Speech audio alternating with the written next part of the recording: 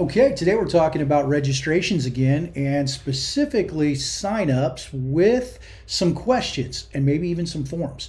So I'm going to jump into this event that we've already got set up here. It's a summer camp for kids and everything's already set up, but I want to drill into a couple areas that I think need some specific focus, and those have to do with questions. And sometimes those are attendee questions, sometimes those are the registrant questions, and then sometimes we need to ask more questions, and that's where a form might come in. So let's take a look at this summer camp registration / sign up, and let's just see what we can do with attendee questions and registrant questions. All right, first off, I'm going to look over here on the left hand side and I'm going to click on attendee questions. And one of the things I want you to see here is that we can add some questions. Now, one of the things Planning Center makes obvious right off the bat, down at the bottom here, they recommend that there are a maximum of 5 questions to answer when you're dealing with a time limit. And the reason that they do that is because if your event has a capacity, if there are some type of reservation because there's a limited number of people that can attend, you're basically looking at a 15-minute window of time for somebody to fill out your form and answer the questions. Before that timer starts all over again, they get kicked out and have to start again.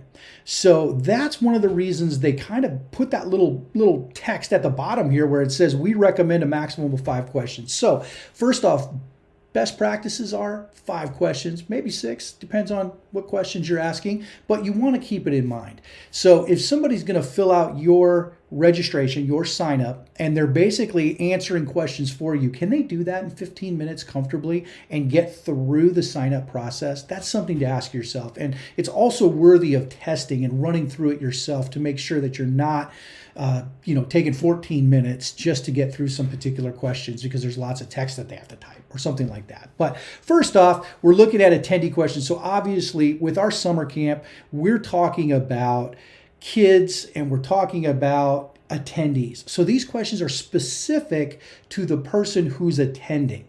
Now, right down the way from there, we have registration questions, and we'll take a look at that in just a second, but that's for the person who's doing the registration. Now, in this case, that might be a parent, but that doesn't necessarily mean it's always going to be a parent. Maybe it's going to be somebody who's registering for another family member and they're attending a totally different type of event. But all that to say, let's take a look at some of the questions that you can ask, and let's just click on add a question here.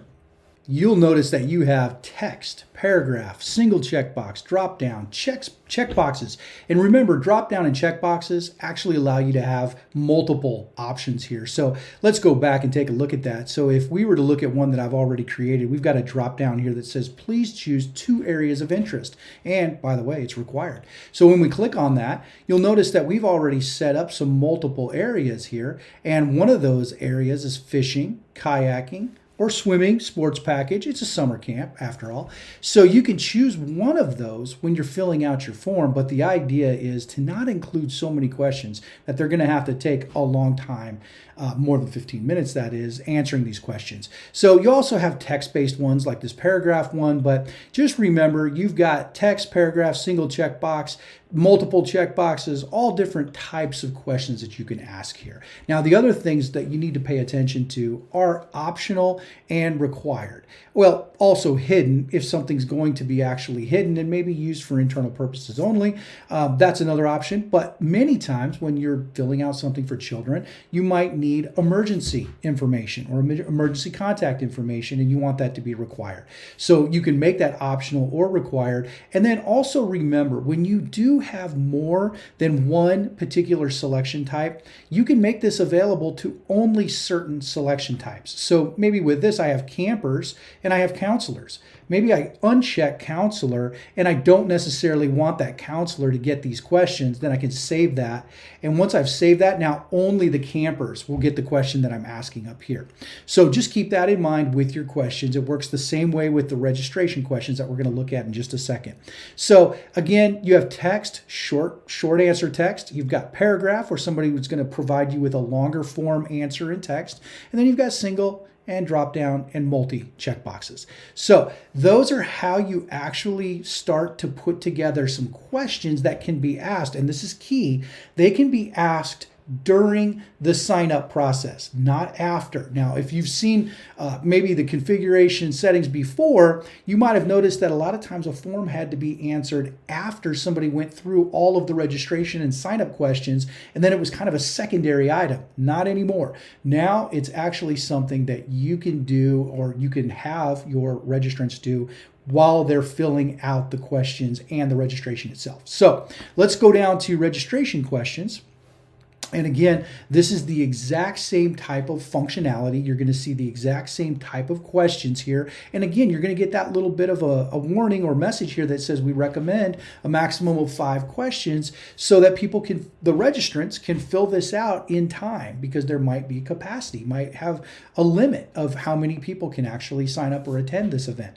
So keep that in mind. Now, if somebody well, let's just say you have an event where there is no capacity. And in that instance, you actually get 48 hours now. So you'll actually get 48 hours instead of 15 minutes for somebody to actually, sort of lose their place in line, so to speak. So keep that in mind. If no capacity, it's now 48 hours, which is kind of hot off the press. That's something new that Planning Center just updated recently. So let's just take a look here. We've got a couple different types of questions. Again, they look exactly the same. You can add a question the same way. They're optional, required, or hidden. But remember, registration questions, whether they're paragraph, single checkbox, drop down, or checkboxes, are for the registrant to answer. If this is a parent, maybe you're asking questions that are very specific for that parent, such as, is this your camper's first time attending? Or if there's any special contact information outside of phone number, or special accommodations, or something along those lines. So just remember that one is for the attendee, one is for the registrant. Okay, now when do you not use the limit of 5 questions? And again, you're simply just asking questions if you have a few to ask in line while somebody's registering, or maybe you need to gather a lot more information. And if that's the case, why don't we scoot down here to forms? I'm going to click on forms, and right here, I'm going to point something out that I think is not obvious all the time. And that is, you have an opportunity to click on this green button and say new form, choose new form. I'm going to do that. And as soon as you do that, you're going to have this form option where we're looking at PDF form, where you can actually upload a PDF that you've created. And that means if you do this, you are going to have somebody printing out something for you. I don't know that that's always the greatest way to do it, but you know what? You choose what works best for you. But the idea here is that you're dealing with paper. So if you're going to use a PDF form, somebody's probably printing it out and bringing it to you and verifying something. Now, there's also this great little form in People. So there's a connection to the other side of Planning Center inside of People. And maybe you've got this awesome form over there that you use, and you can click on select here and find, something like maybe a permission request form. And now that permission request form is tied to your registration from People. So you've already created it over in People, and now you've just tied it to your forms in this sign up. So very cool. Now there's also the option for online forms. If you use something like FormStack or Wufoo and you want to put that form into your registration, you can do that. You can bring that third-party one in here as well. Just remember, as we're looking at each one of these, options are still here. You still have those selection types. So once again, if not everyone or every selection type needs to answer your form, you can leave it off. So if maybe the counselors don't need to answer this, let's just leave it off for counselors and only collect information for, not for add-ons. We have t-shirts, by the way. Get your summer camp t-shirt. But in this instance, you actually can say just campers. So in this case, I don't want counselors to see it. I'm just going to do it. We haven't actually chosen a form, so we can't save it, but you can limit who's going to see it. So that's clicking on the button that I showed you initially, which is called New Form. Now, this is hidden, I think. I think it's hidden. It's not always obvious, but attendee information form. This is different. This is not the same as New Form.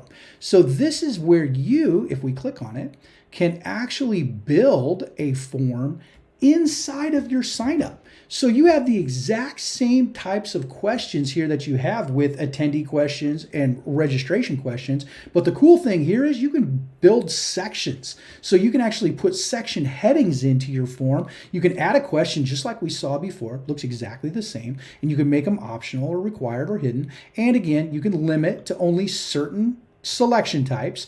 But the best part about it is you can actually build in selection types. So I'm sorry, I said selection type. You can build in sections, not selection types, sections. You can build in sections to your form and have this really robust, great form that somebody's going to fill out after they've gone through most of the registration, right? They've answered your registration questions, and now you've got to collect a lot of additional information. It's going to take longer than 15 minutes.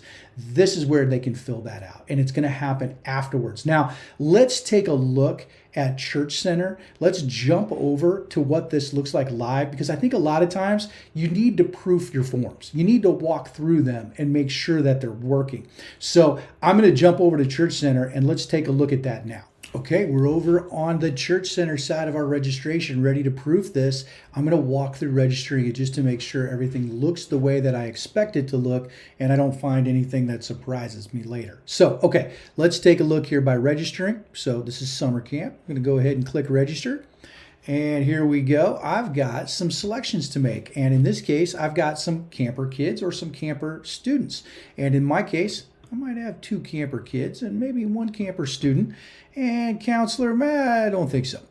But in this particular instance, I'm going to click next now that I've chosen who I want to register here and my attendees now. Who are those attendees? Well, I'm going to grab 6 here. And hey, I want to point something out here. Immediately, I get populated into the emergency contact. Now notice, if I were to say use this contact for all attendees, I have to click save here. If you miss that and you don't realize that, it's not going to actually work. So I'm just pointing that out because it's kind of a little snafu there. So I just want to make sure that everybody's aware of that. All right. So next I'm going to go down. Now I've got some additional information here. I may have to add some of that, but I'm going to go select my next person. That's 9. I'm going to get 9 in there, and notice emergency contact has already been populated. My information's there. Oh, I need a phone number here. So I'm going to go ahead and put that in, and I've added the phone number. It's required. That's why it popped up there. And then down below there, I've got a student. So I've got Teen Smith here that I'm going to put in as well. And once again, I need an email. Got to have something here for Teen Smith to have for email because it's required. We want them to have that. And usually teens have that, but in this case, we'll just go with my AOL awesome email address there. Okay. All right. I'm going to click next, and we're going to move on. And guess what's next? Additional information. So this is the additional attendee information. And by the way, notice up in the right hand corner, the timer's ticking away here. I'm at 14, 48, 47, 46. See, the timer's running. And if I have too many of these questions, I'm not going to have time to answer them. So I want to be real careful with that.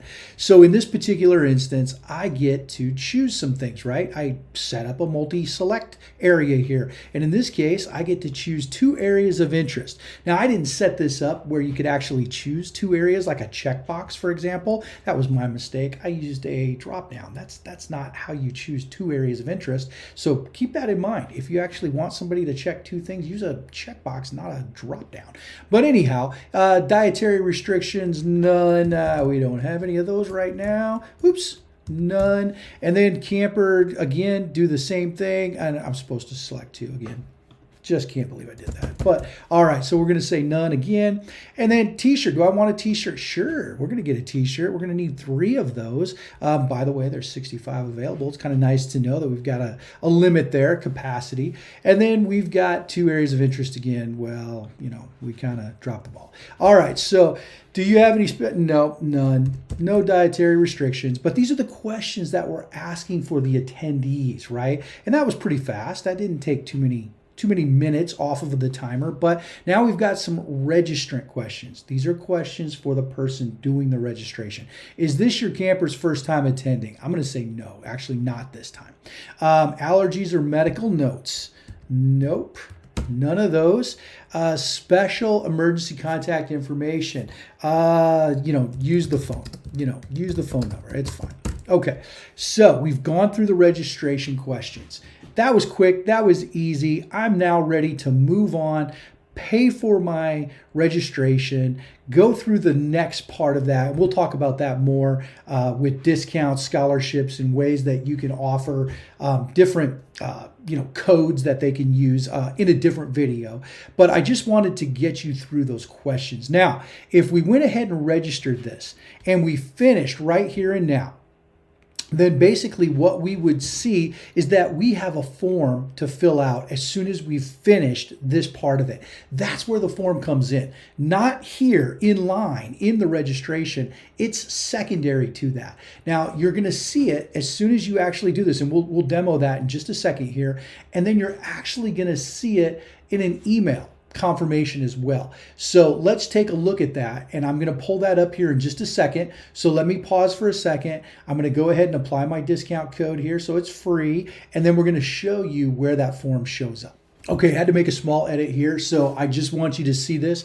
I went back and I actually applied this discount so you could see where the form actually shows up. So in this particular instance, I'm going to save my discount code in this case, or I'm going to make my payment, whatever I do. And then I'm basically going to go to this register button at the bottom and I'm going to finish, okay? So we've already ask the questions in line that we wanted to do. Still got 14 minutes to go here. I'm flying through this thing. I'm doing great. So I'm going to go ahead and click register. So I've registered, and now you're going to see something interesting. As I'm looking down and checking everything over, I actually have a little orange dot and a green check mark, and it's telling me permissions request form online. And it's telling me there's additional forms that need to be filled out.